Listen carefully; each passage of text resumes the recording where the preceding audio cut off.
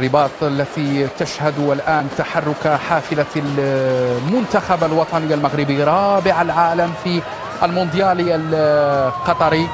إذن في حضور جماهير غفيرة أتت من مختلف المدن المغربية.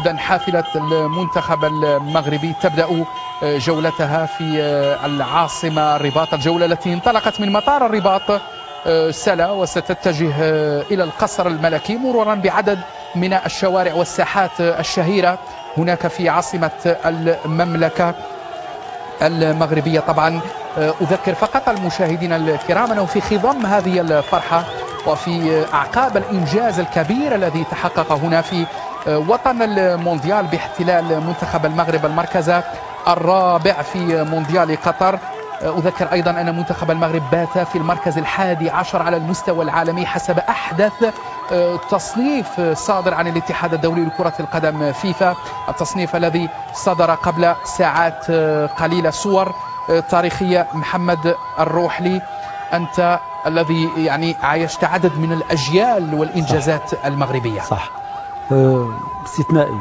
حدث استثنائي غير مسبوق. صحيح أن سبق لنا أننا فرحنا وكنا سعداء بعد إنجازات كأس أفريقيا 2004 بتونس، المشاركة الإيجابية نوعا ما في فرنسا 98، ولكن أنك تكون ضمن رباعي العالم صفوة كرة القدم العالمية حدث حقا استثنائي. وأنا حقا ما أثارني كثير هو أحد العناوين اللي قال الأرجنتين فازت بالكأس ونحن فزنا بالعالم. صحيح، إشادة غير مسبوقة. حتى محركات البحث اسم المغرب يعني تحت الصدارة.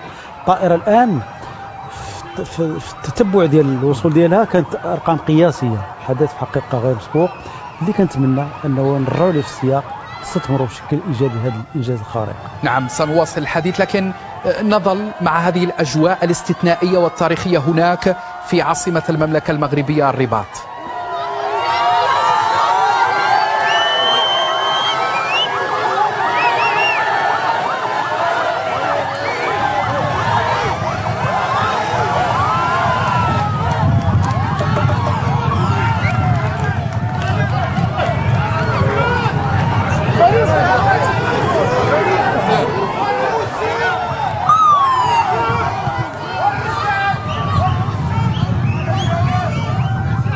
مر بالقرب يعني